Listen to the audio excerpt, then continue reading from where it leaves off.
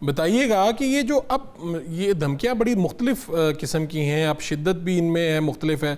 दरमियान में कहीं पे कहा जाता है कि अब तो जंग ख़त्म होने जा रही, जब हमें लगता है। अब आप सूरत हाल को किस तरह से देख रहे हैं? ऐसा इस वक्त सूरत हाल मेरे ख्याल में धमकियों से कहीं आगे चलेगी और डोनाल्ड ट्रंप रेटरिक के साथ जो है ना नैरेटिव जो है वो शेप करने की कोशिश कर रहे हैं, जबकि ज़मीनी सूरत हाल ये है। पिछले 36 घंटे के अंदर उनका सांस रुका हुआ था, पैनिक अटैक हो रहा था कि पायलट जो है उसको रेस्क्यू करना। दर्जन त्यारे वहाँ, इससे दर्जन से ज़्यादा उनके त्यारे थे। उसके अलावा हेलीकॉप्टर थे, ड्रोन्स थे, और ख़बरें आ रही हैं उन्होंने बंदा वहाँ से रेस्क्यू तो कर लिया, वो लेके चले गए हैं, लेकिन उसके अंदर ब्लैक हॉक हेलीकॉप्टर वो गिर के तबाह हो गया। वहां के ऊपर रेस्क्यू करने वाले दो त्यारे जो हैं उनके MC-130J, उसको खुद उन्होंने तबाह कर दिया, क्योंकि वो फ्लाइट जो है वो लेने के काबिल नहीं थे वहां से निकलने के। तो मेरे ख्याल में अमेरिका ने 36 घंटे में जो एनजाइटी और पैनिक महसूस किया है सिर्फ एक पायलट की वजह से। अगर बूट्स ऑन ग्राउंड करते हैं तो फिर उन्हें इस चीज़ के हवाले से मेरे ख्याल में अपनी हिकमत अमली तय करना होगी कि इस तरह के मनाजर रूटीन का हिस्सा बन जाएंगे। याद रखें, एक से दो पायलट या उनके जो मरीन्स हैं या जो वो एयरबोर्न डिप्लॉय कर रहे हैं अपने फौजी है, अगर वो हत्थे चढ़ गए उनके इरानियंस के और उन्होंने वीडियोस उनकी जारी कर दी तो जंग का पासा जो है वो पलट सकता है। याद रखें, तमाम एरियल एसेट उनके जो हैं वो ईरान की ज़मीन का रिस्क बनते जा रहे हैं। F-15E गिराया उन्होंने, उस जिसकी वजह से ये पायलट जो है वहाँ के ऊपर था, और दूसरी तरफ F-16 गिरा रहे हैं, वो F-35 स्टेल्थ टेक्नोलॉजी को हिट कर रहे हैं। इसका मतलब है कि जो एयर डिफेंस सिस्टम को आपने कह रहा न्यूट्रलाइज करने की बात की थी ट्रंप ने पिछले एक महीने से, वैसा तो ज़मीनी हकाइक जो हैं वो बिल्कुल नहीं बता रहे।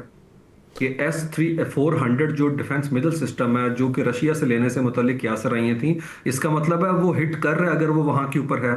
तो इरानियन जो है they have been able to make it sure कि जो अमेरिका का नैरेटिव है उससे ग्राउंड रियलिटी के साथ जो है अगर आप जोड़ के देखें तो ऐसा तो कुछ नहीं। याद रखें, इरानियन का कोई नैरेटिव धौंस धमकी पे मुश्तमिल नहीं है। वो जो स्टेटमेंट दे रहे हैं वो पूरी दुनिया के अंदर रिपोर्ट हो रहा है और चीज़ें जो है वहां के ऊपर नजर आ रही हैं अमली तौर के ऊपर। मैं आपको दूसरी बात करता हूँ, अभी इंटरसेप्ट जो अमेरिका का इन्वेस्टिगेटिव जर्नलिज्म के हवाले से ऑनलाइन पोर्टल है, उन्होंने दावा दायर किया कि पेंटागन जो है ना सिर्फ गुमराह कर रहा है अमेरिकन अवाम को, बल्कि वो कांग्रेस को भी नहीं बता रहे कि अमेरिकी फौजी कितनी तादाद में वहां के ऊपर मारे गए हैं।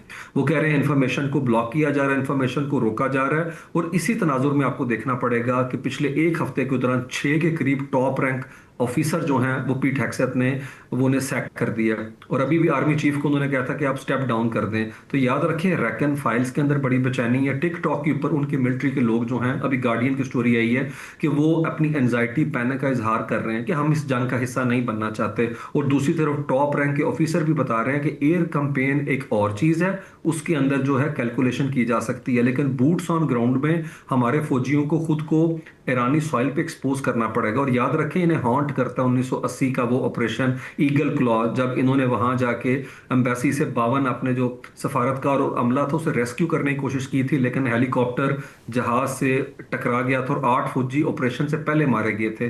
तो मेरे ख्याल में डोनाल्ड ट्रंप जो बातें कर रहे हैं वो सारी उनकी पोस्ट जो है ट्विटर की हद तक है, जो उनका सोशल ट्रूथ है, लेकिन जो मिलिट्री की आउटपोस्ट है वो तो बंद हो चुकी है वहां के ऊपर है। तो इसलिए इरानियन के अंदर आपको स्ट्रेटेजिक कॉन्फिडेंस नजर आता है। आप जरा उनके चेक करें, ये बात कहना कि 48 घंटे की हमें नहीं डेडलाइन चाहिए, हम नहीं करेंगे सीज फायर, इसका मतलब है कि इरानियन अच्छी तरह समझ चुके हैं कि अमेरिका की लिमिटेशन है। कल अमेरिका ने, डोनाल्ड ट्रंप ने फोर्सफुली 2 नए ग्रुप्स को ऐड किया कि आप अपना हुर्मुज़ से जो जहाज गुजरे हैं उनकी इंश्योरेंस करें। $44 बिलियन तक की वो बात कर रहे हैं, लेकिन जहाज तो उधर से गुजर ही नहीं रहे। तो मेरे ख्याल में साइकोलॉजिकल कॉन्टेक्स्ट के अंदर वॉर इरानियन जीत चुके हैं। आप इंफॉर्मेशन वॉरफेयर के अंदर जितना मर्जी जो है झूठ बताएं वेस्ट को है, लेकिन ग्राउंड रियलिटी ग्लोबल साउथ के कंट्रीज देख रहे हैं। और याद रखें, इरानियन को अच्छी तरह बात बड़ी ज़बरदस्त की कि ये जब जंग हो रही होती है उसमें एक नफसियाती जंग भी होती है, जिसमें शायद अमेरिका प्रोपेगेंडा के ज़रिए या ताकत दिखा के कि भाई हमारी ताकत तो बहुत ज़्यादा है, हम तो पूरा पासे पलट देंगे, हमने ये तबाह कर दिया, और उसके साथ में एक थ्रेट कि हम आगे इससे भी संगीन नताइज होंगे। तो इस वक्त तो जो ईरान जो कुछ देख चुका है और अब बारी दूसरी तरफ की है, और वहाँ पर जो बेचैनी पाई जाती है मेरे ख्याल में सियासी क़यादत में भी बेचैनी है। सिर्फ ये नहीं है कि जर्नैल हटाए जा रहे हैं, वहाँ पर आपस में भी इख्तलाफात और बात दूसरी तरफ चली गई है। जी बिल्कुल, बड़ा साहब आप देखेंगे उन्होंने पॉम बॉन्डी जो कि डिपार्टमेंट ऑफ जस्टिस को रन कर रही थी, उन्हें इस बात पे हटा दिया कि तुमने एप्स्टीन फाइल्स के केस को ठीक से हैंडल नहीं किया। तो एक टेंशन तो है व्हाइट हाउस के एंड के ऊपर, और खबरें आ रही हैं कि वो नवंबर के इलेक्शन से पहले शेकअप करना चाहते हैं अपनी एडमिनिस्ट्रेशन को, मतलब वो अपनी काबीना को भी बदलना चाहते हैं। मुझे लगता है डोनाल्ड ट्रंप ने काफ़ी हद तक इस चीज़ का इदराक कर लिया कि जंग के अंदर वो अहदाफ जो शुरू में उन्होंने रखे थे वो किसी तरह भी पूरे होते नजर नहीं आ रहे, और टोन जो डिफाइंस की है वो ईरानियों की मुकम्मल तौर के ऊपर बरकरार है। अब वो इसका मलबा डालेंगे अपने इर्द गिर्द खड़े लोगों के ऊपर है। इसीलिए जेडी वैंस जो हैं वो बड़े स्मार्ट हैं, वो शुरू से इस जंग के खिलाफ थे और उन्होंने खुद को डिसएसोसिएट किया और डिस्टेंट किया डोनाल्ड ट्रंप के साथ है। और डोनाल्ड ट्रंप के रेटरिक में आप चेक करें, मैं आसमान से क़यामत नाज़िल कर दूंगा, ये कर दूंगा, वो कर दूंगा, लेकिन 10 दिन हो गए मैं जंग आपने रोकी हुई है। इरानियन ने तो ना आपसे मदद मांगी, ना इर्द गिर्द कंट्री से मदद मांगी। आप कभी मदद मांग रहे हैं, सऊदी अरब को घसीट रहे हैं, कभी आप चाइना को इन्वॉल्व कर रहे हैं, कभी पाकिस्तान की मिन्नतें कर रहे हैं, कभी अपने अलाइज जो हैं नाटो में। आप चेक करें इस सारी अब इसको बड़े कैनवस पे आपको देखना पड़ेगा। अमेरिका ने सिर्फ एसेट्स नहीं खोए, अपने अलाइज भी खो दिए हैं, चाहे वो मिडल ईस्ट के हवाले से हों। अब उन्हें खबरें आ रही हैं कि वो कह रहे हैं पैसे भी आप पे करें। अब देखिए नाटो मदद मांगता था डोनाल्ड ट्रंप से, लेकिन सूरत हाल ये है, Austria, Switzerland, France, Germany, even span और यूके भी अब कह रहा है कि हम आपको अपनी एयर स्पेस नहीं इस्तेमाल करने देंगे मिलिट्री की सप्लाईज के हवाले से। मदद और मांगने वाले इसराइल को जवाब दे रहे हैं मुंह पे।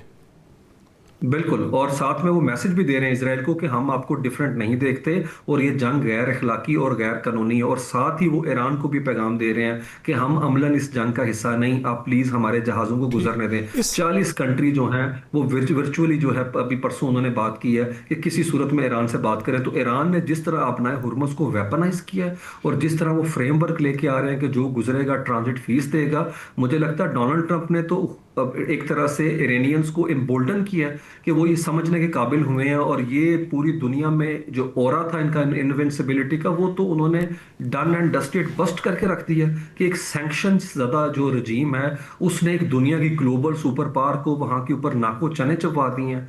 तो मेरे ख्याल में जिस तरह ओरेकल को टारगेट किया जा रहा है, और याद रखें इरानियन ने कहा अगर आपने हमारे जो पावर सेंटर्स हैं उनको टारगेट किया, जिस तरह ये कह रहे हैं कि हम जो वहाँ के ऊपर इलेक्ट्रिक पावर जो प्लांट्स हैं उनको हिट करेंगे, तो उन्होंने 18 कंपनियों की लिस्ट जारी की है ईरान ने, टेक कंपनीज हैं गल्फ कॉर्पोरेशन काउंसिल में।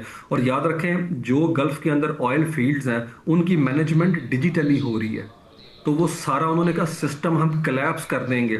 और एक और चीज़ मैं आपको यहाँ पे बताऊं कि ये अबनाए हुर्मुज़ से हीलियम और सल्फर गुजरता है 50% दुनिया का, और ये बेसिक इंग्रेडिएंट्स हैं किस हवाले से, सेमीकंडक्टर के अंदर।